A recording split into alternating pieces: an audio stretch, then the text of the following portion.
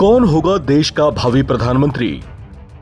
बड़े राहुल गांधी से मुझे अब उम्मीद ठीक ठाक है अभी, क्योंकि इनकी उम्र बहुत कम है, 52 साल के लगभग हैं। इतने ही योगी आदित्यनाथ हैं। तो मेरा अपना मानना है कि आज से 10-15 साल बाद हम इन दोनों को पीएम के रूप में देखेंगे। राहुल गांधी और योगी पर क्या बोले विकास दिव्य कीर्ति? योगी जी मतलब बढ़िया नेता है और कई मामलों में उनकी जो रिजिडनेस कहूँ या स्ट्रेट फॉरवर्डनेस कहूँ बहुत काम भी आती है। इस बार जो रिजल्ट आया उससे कॉन्फिडेंस बढ़ा भी होगा राहुल गांधी का, और मुझे लगता है कि जनता ने कुछ हद तक इनको एक सीरियस और अच्छा नेता मानना शुरू कर दिया है। देश की आगामी दशा और दिशा क्या रहने वाली है, इस पर देश के प्रसिद्ध और चर्चित शिक्षाविद डॉक्टर विकास दिव्य कीर्ति ने बेबाकी से अपनी बात रखी।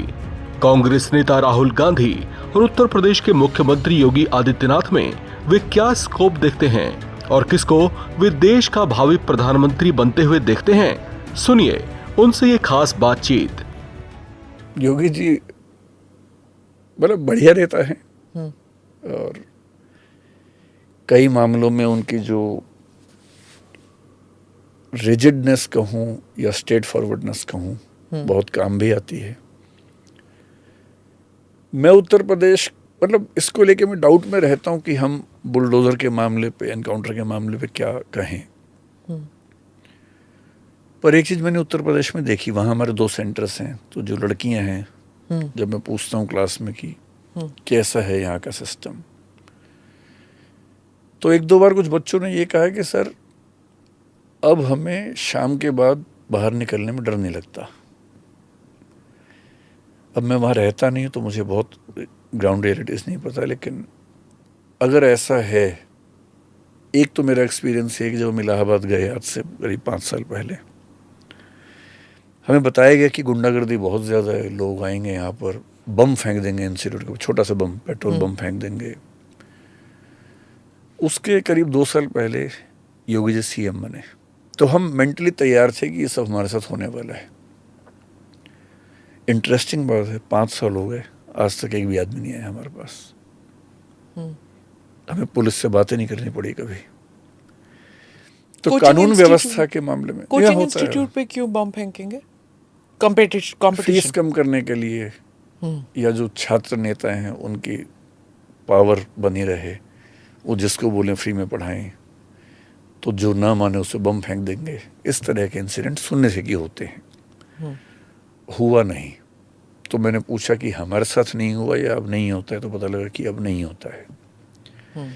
तो ये तो है कि कानून व्यवस्था के मामले में मेरा अपना परसेप्शन है कि चीज़ें काफ़ी दुरुस्त हुई हैं। डेवलपमेंट में, एविएशन में, सड़कों में, एक्सप्रेसवे में डेवलपमेंट दिखता है, लेकिन बाकी कुछ मामलों में ऑब्जेक्शंस होने ही चाहिए, मुझे भी हैं।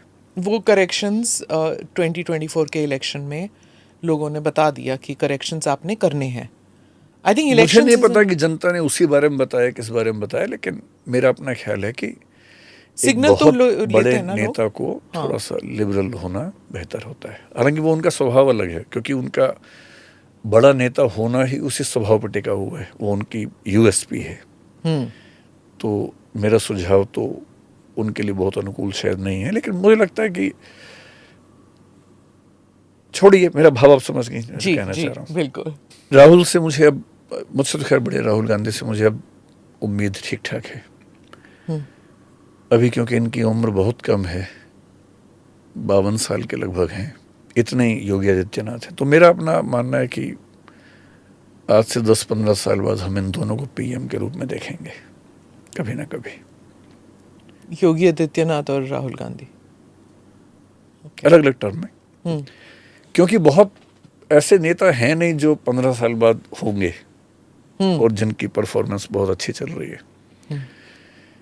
इस बार जो रिजल्ट आया उससे कॉन्फिडेंस बढ़ा भी होगा राहुल गांधी का, और मुझे लगता है कि जनता ने कुछ हद तक इनको एक सीरियस और अच्छा नेता मानना शुरू कर दिया है।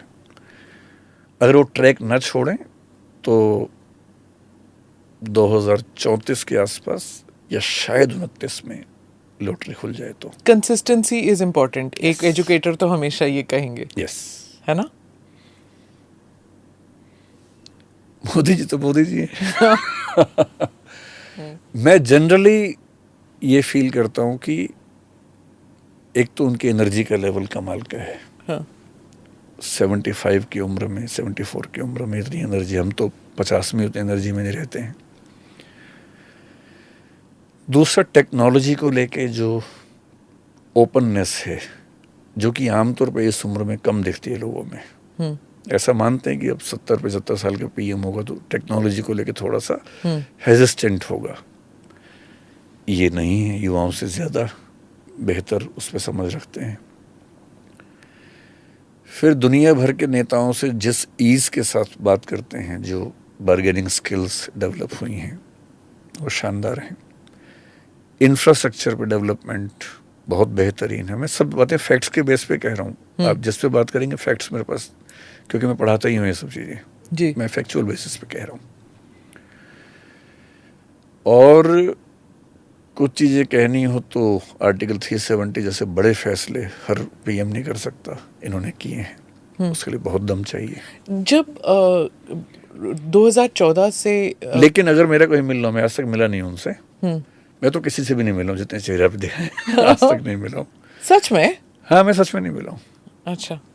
मैं किसी से, मतलब आज से 2 साल पहले तो मुझे शिकायत थी कि मैंने किसी को देखा भी नहीं है। तो 2 साल पहले मैं बॉम्बे में एक कॉन्क्लेव में गया तो वहाँ मुझे सामने दिख गए। नितिन गडकरी की स्पीच हुई, अश्विनी वैष्णव थे, अरविंद केजरीवाल थे, जो महाराष्ट्र के सीएम अभी हैं वो भी थे, पंजाब के सीएम आए हुए थे। तो मैंने देख लिया कम से कम सामने से कि और उसके 4-5 महीने बाद दिल्ली में कॉन्क्लेव था, उस दिन मुझे मोदी जी सामने दिख गए। तो मैंने देखा है मोदी जी को और कुछ नेताओं को, लेकिन मिलना तो बहुत दूर की बात है, मैं आज तक नहीं मिला हूँ।